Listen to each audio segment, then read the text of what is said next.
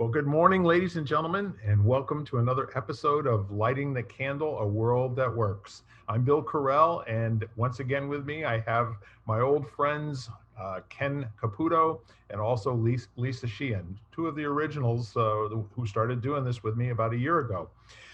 So the interesting part of all of this is there's been so much going on. I kind of checked out and went off the grid for a little while. Still managed to get some podcasts in, but we do this for one reason and one reason only. It's empowerment. It's empowerment, while we're speaking with each other, and it's also empowerment thinking about the good that it can do in the world if our words are reaching you at all and making a difference in your life. That's what we're about. So as we go through and we talk about our different subjects every week, seriously, it's all about how do we connect with human beings on a very personal level that allows them to connect with their lives in a way that they are in motion and not stopped. So having said that, I have a thought. We've talked about so many different things, and I think we're up to episode 75, if memory serves. Yeah, I think it's 75. So that being the case, I'd like to do something a little bit different. And, we always have this kind of an interesting yin and yang, with the front of the hand, back of the hand kind of a deal. How about today we talk about breakthroughs and breakdowns? I think that'd be kind of an interesting, conversation to talk about, as most people have relationships to failure and success that in many cases are not examined. And in many cases, if they are really putting things to the test, and if there's a workable way to produce breakdowns and breakthroughs, would there be value in people's lives? I just kind of wonder about that. So as usual, I'm going to introduce Lisa first, because she was on the call first today. And then Ken, you can come after that. Lisa, what do you think about this topic? Do you have, if you want to take another one, by all means. Oh, no. Oh, this is a, a great one, because I think as humans, we can't avoid, well, we could probably avoid breakthroughs, but we cannot avoid breakdowns, I don't think. Hopefully we have enough breakthroughs to balance them out. But breakdowns, the first thing that came to my mind was the ability to honor and reflect on all of your emotions and to not bury them. Because I've read a lot lately about not only personal trauma that gets trapped in your body and then comes up in different ways, but the collective trauma that we feel in times of horrific events that also add to the trauma, not only in your generation, but future generations, by hiding in your cells, and you pass that on. And we've done such a brilliant job of that over history, of ignoring what happened or just sweeping it under the rug. And it's not good personally, and it's not good as a collective either. Well, terrific. It sounds like you definitely have an opinion on this subject. I like that. So, Ken, any thoughts that you have to get kind of kick things off? My first thought was they're the same thing. It was just kind of interesting. As soon as you said it, it flashed like, it's just, and then I thought maybe a better way to consider it would be two sides of the same coin, because whether it's a breakthrough or a breakdown is really just a matter of perspective, because how often is something feels broken down, or there's a change and it actually is a breakthrough. The realization that a relationship has ended, can lead to that perspective of loss and all of that. But on the other side of that, that can lead to a new insights, new strengths, or inhibitions. I mean, all that stuff. So yeah, so what was interesting was just thinking in terms of what's the perspective that you apply to it, and have you trained to see it through lenses that are going to be beneficial to you and your circles. Yeah, when Lisa was speaking and talking about what I like to call institutional knowledge, these are the things that collectively a culture, in an organization, a family, a community can have situations come up, and we pass over them without actually completing, you know. There's this whole possibility that it, as you mentioned earlier, that it gets, you know, into the subconscious of the cell at the cellular level, and then is there to come back out at the least opportune time. And I've heard that kind of a description and discussion many times. And I want to say, Ken, in terms of the overall, what is a breakdown and what is a breakthrough, they're both declared phenomenons. There is no is breakdown and no is breakthrough. When it comes down to it, they're very subjective. They have everything to do with your own personal experience of what's actually happening to you. And the choice of empowerment could be to declare either one or both of those at the same time. So if you think about what a breakdown is, it's where there's an intended result that is either thwarted or, you know, complete failure, whatever, however else you want to talk about it. But it's an unmet expectation that just isn't satisfied. And that's one working definition that I think I can use in order to say some more about the other side of it, which is a breakthrough. A breakthrough in this description would be the absence of the breakdown, as I described it, and an experience of having succeeded in a place or an event or a time or some set of circumstances that's very familiar, that usually is associated with not succeeding. And if that's the case, a breakdown might be considered by most people as a not good thing. You know, it might be considered as, this is painful. It might be considered by other people, like for instance, professional athletes. They're almost never interested in when things went well for them. They don't learn anything from that. They're really, really, really looking to see how they can break down what seems to be working so that they also can put in corrective action as a result of it not working.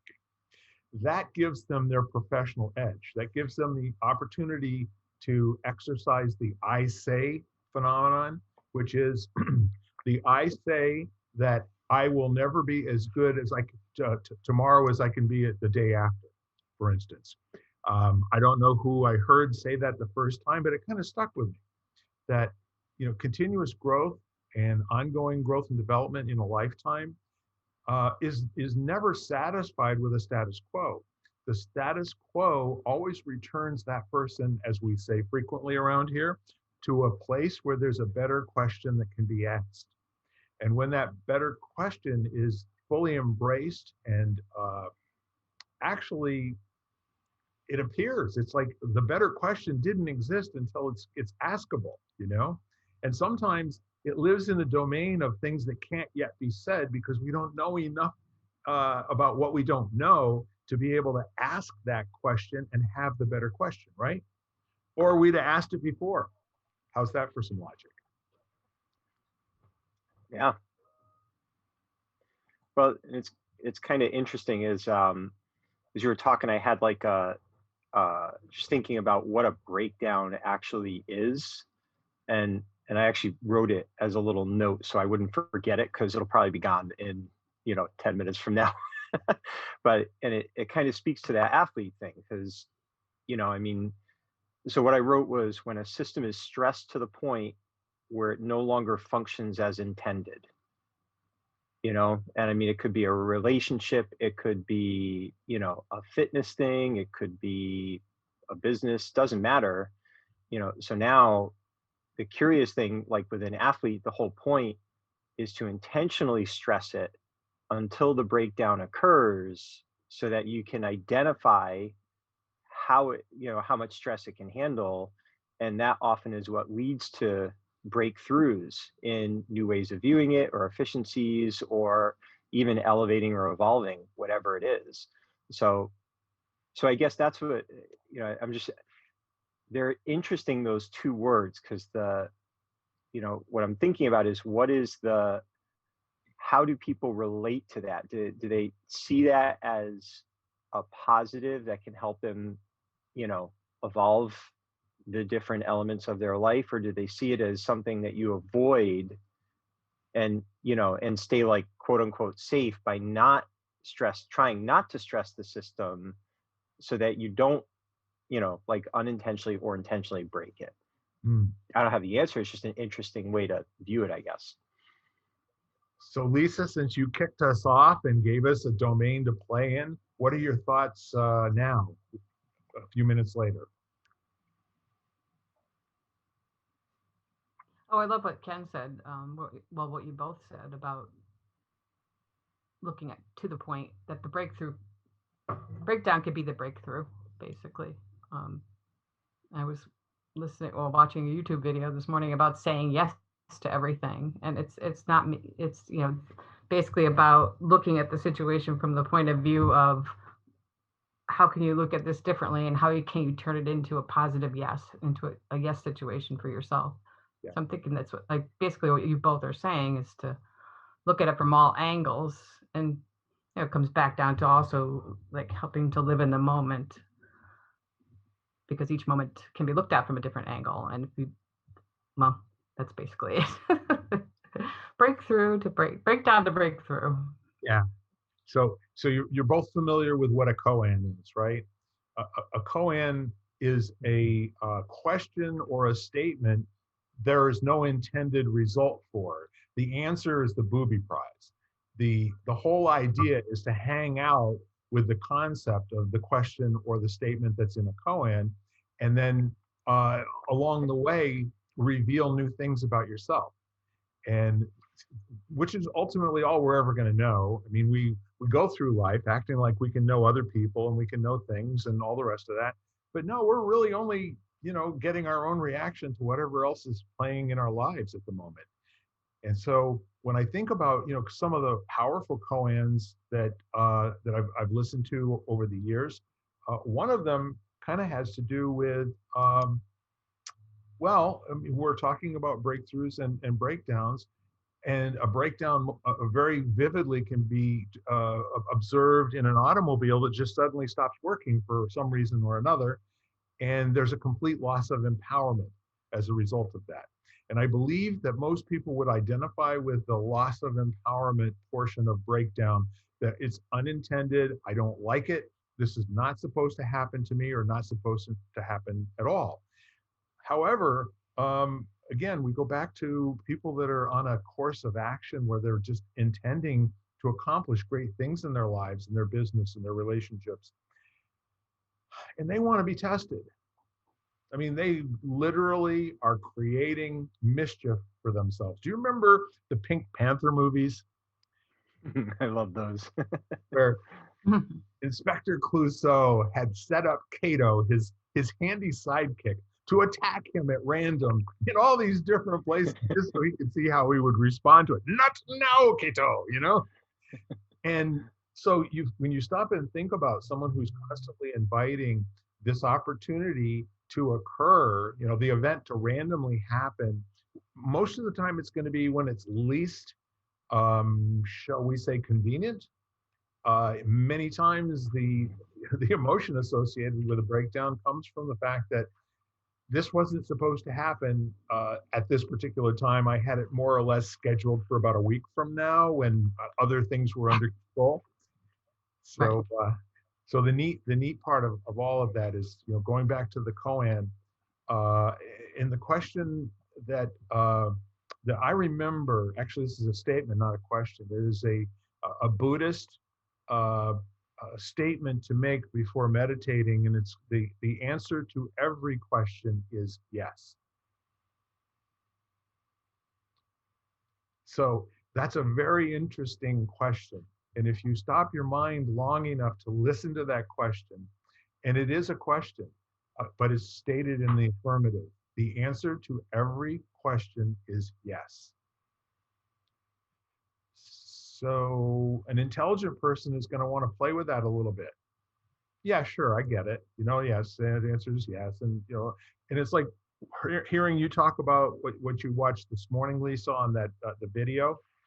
There's a complete and particular kind of listening that gets set up if you give yourself not only the permission, but the mandate that no matter what the question is, the answer ultimately has to be yes.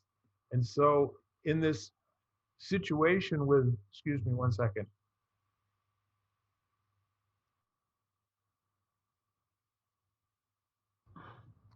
We have people coming to work on our chimneys today, so there's a little breakdown.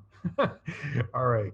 So when we think about all the things that go on in front door. We'll get this done. You at home, any of you who like to work on chimneys, you can come to my house right now. So when I think in terms of that particular statement, and we had conversations in a group that would go on for 30 or 40 minutes, challenging the whole notion of whether or not it was a good question, or what did it mean, or how could it possibly be always a yes, or all of these things that a thinking person would normally react to, as opposed to submitting to the will of the koan, which is, you're supposed to have all those answers. Those aren't the right answers, so keep going. So I'm interested more, Lisa, in what you saw in your video this morning having to do with the answer yes.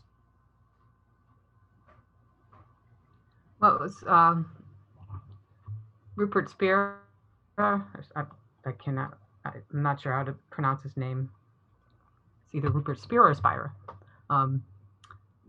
But he was being questioned about how to say yes to everything. And so it's a hard concept to completely grasp, because there's also a no to the mind. You can, from the mind level, you can say no. Like if somebody's getting beat up on the street, you say, your mind has to say, no, that is not wrong. You know, you cannot say yes to that. It is wrong in reality, kind of thing. So it's a hard concept to grasp. And I like having the challenge of saying yes to everything. I think it's a good, we always talk about saying yes to, finding a better question. So if you always know the answer, you can just concentrating on finding the better question all the time. And I also watched about meditation too, where one of the good questions to ask yourself to get yourself into that state is to say, what is my next thought? Because then your mind starts going, okay, what is my next thought, kind of thing. And then you could stop the monkey mind sort of thing. And then to sit there and actually to say yes to everything, you have to be coming from your heart center more than your mind. So to get into that space and see what your true yes really is. And we've talked about like compass points and stuff like that, like what your true north is, and to figure it out from that vantage point, what your yes truly should be. And it's a definite feeling. It's a sense that it's correct, but you have to get into that state where you're ready to receive that yes in the proper way. So, and I think that's a thing that most people don't take the time to do. I was stressed out in the middle of the day yesterday, so I ran downstairs and did a YouTube, meditation. So me and Muji spent about 10 minutes together. But so I think that to settle in for a yes, so you can get to the breakthroughs easier when you're coming from that point, from that perspective. Interesting. My favorite saying is, when your head and your heart are singing the same song. Yeah. I love that. It also kind of reminds me of, have you ever just said a word over and over and over again, and then really started to question whether it's a word at all, or to the point where it's nonsensical, it has no meaning, and it's like, how in the heck did we ever describe that this sound has all that stuff attached and going on with it, And we did that with yes. We just said yes like 100 times, and somewhere around 30 or 40, each one of us got to the place where we couldn't believe that we were actually saying a word that meant anything whatsoever.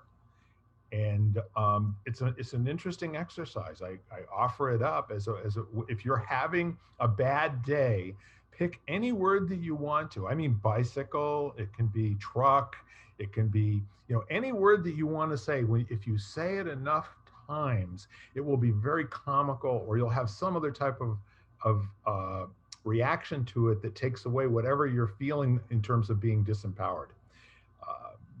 Don't take my word for it. Actually do it and see how it works out for you. Very cool. So Ken, more yes stuff. Well, that's kind of interesting because the last couple of years for me has been practicing no. And Boundaries, right?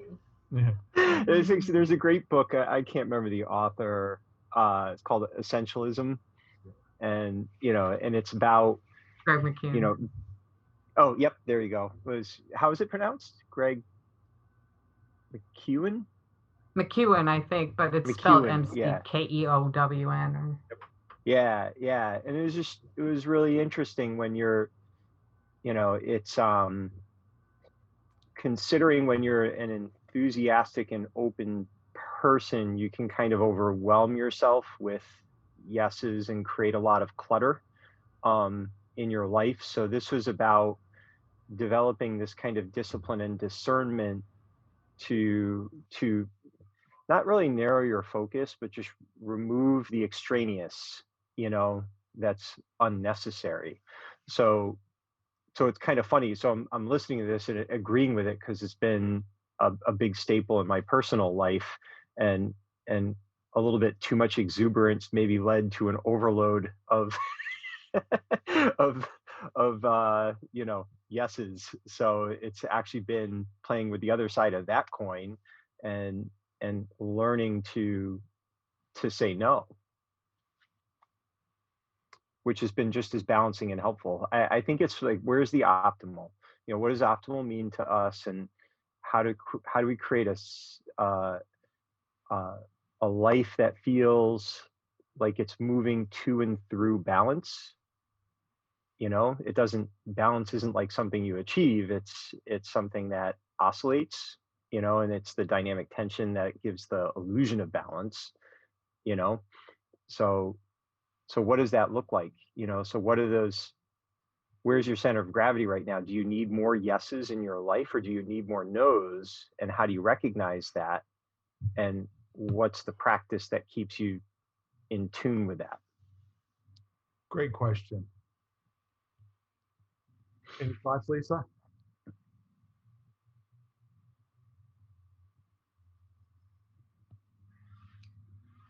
Well, I was thinking. Well, basically, I was wondering, Ken, what you thought about it being the difference between the mind and the body, because a lot of those, um, when we break down to the essentials, are productivity kind of issues that you have stuck in your, they're busying your mind.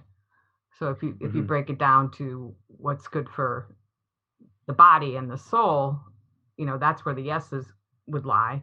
So I think they work together, like you were saying, essentialism and balance and yeses and nos.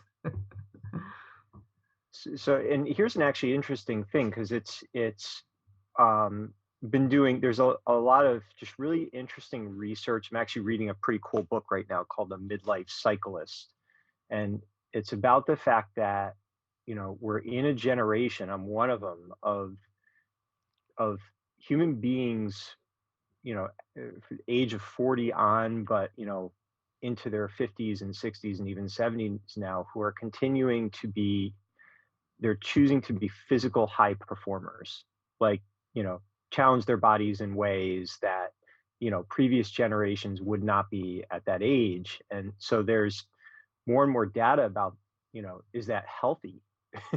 What does that do? So, and for me, I'm interested in health span, not necessarily lifespan, but just being healthy so that I can maximize my impact on the world, and be functional.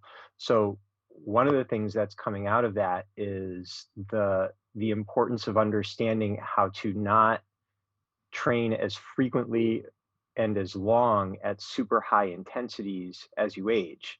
Like, there's one thing I was reading, it was saying that like a HIIT workout, a high intensity workout where you really get the heart rate up, once you're into your 40s, really you don't need to do that more than once every 5 to 10 days.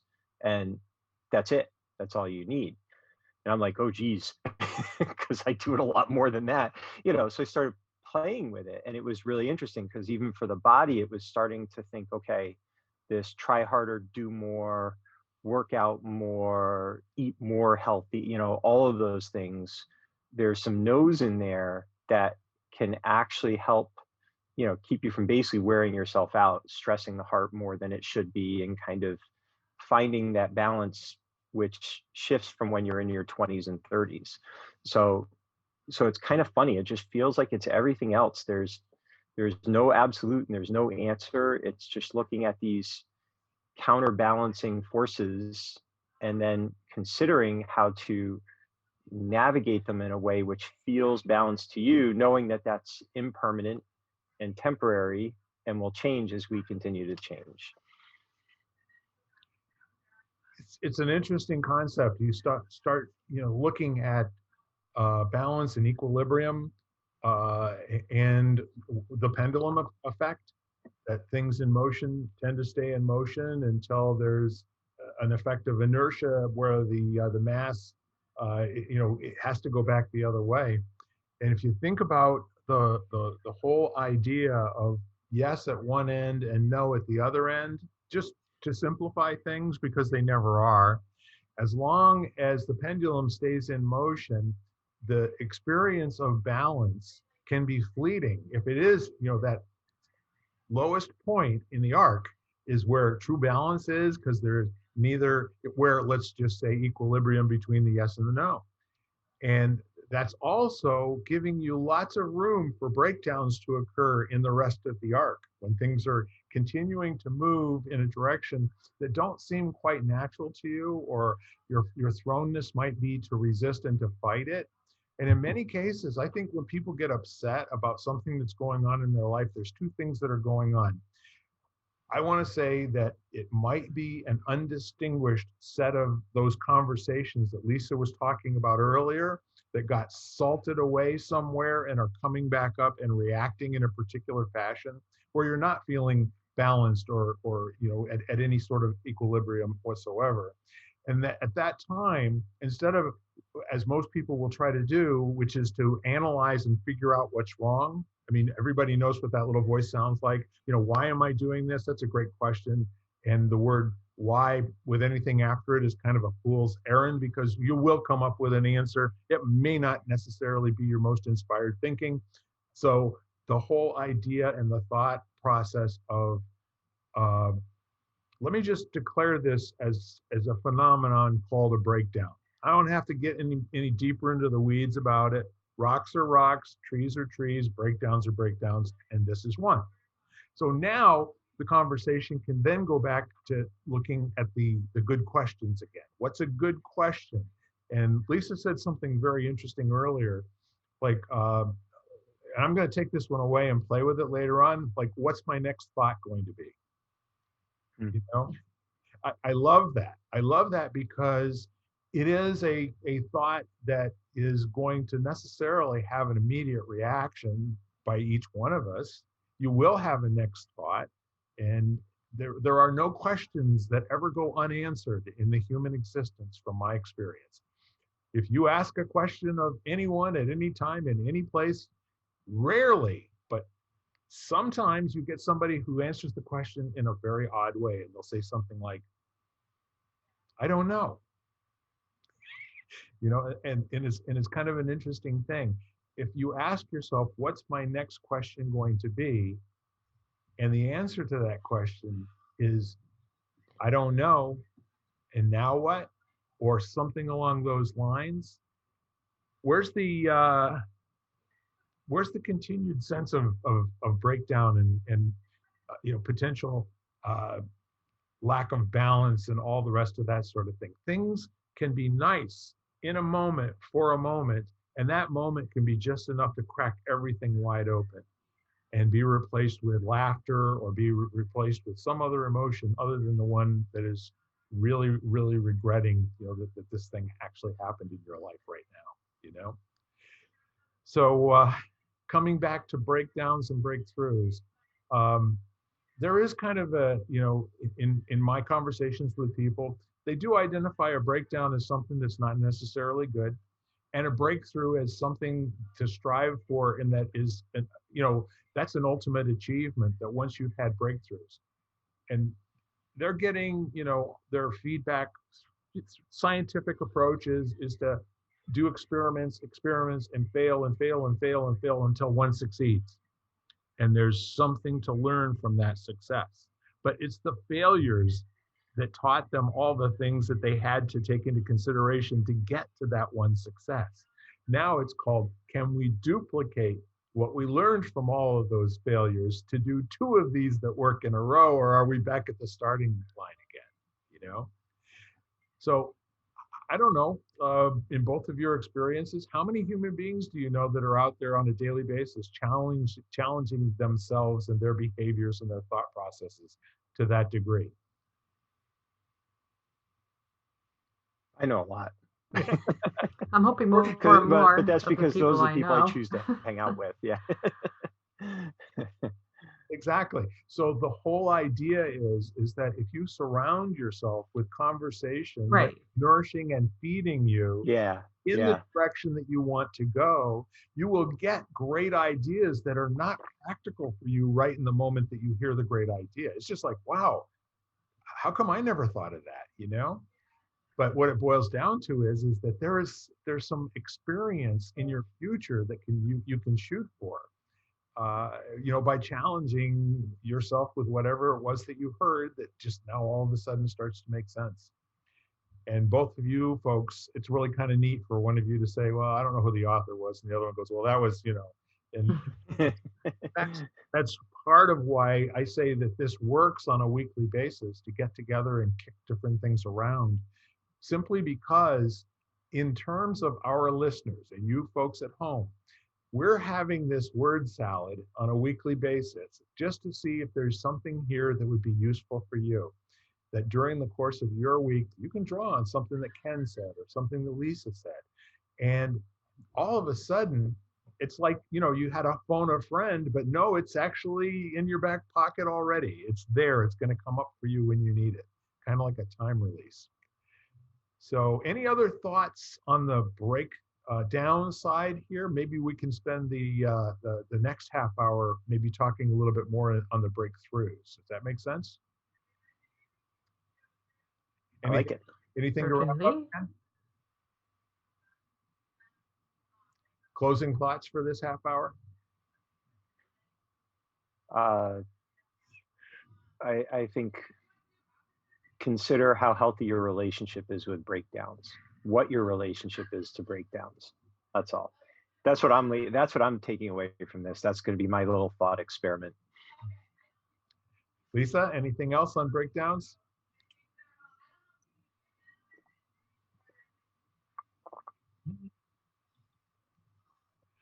Fair enough. We are going to call it out here. Thought that came to my mind was to give both breakthroughs and breakdowns.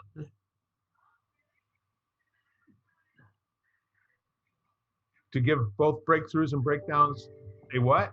I know my internet is being funky. It's okay. So I don't know. It's a breakdown, but we'll have to be a breakthrough. Here's a breakdown. I'm going to look at that. All right. So we'll just call it time out here, and we'll pick it up on the other side. Thank you, everybody. Bye for now. You've been listening to Lighting the Candle, a world that works, part of the Exvadio Podcast Network. You can hear us at exvadio.com/podcasts, Apple Podcasts app, Google Play, Spotify, iHeartRadio, Stitcher, and wherever you find podcasts.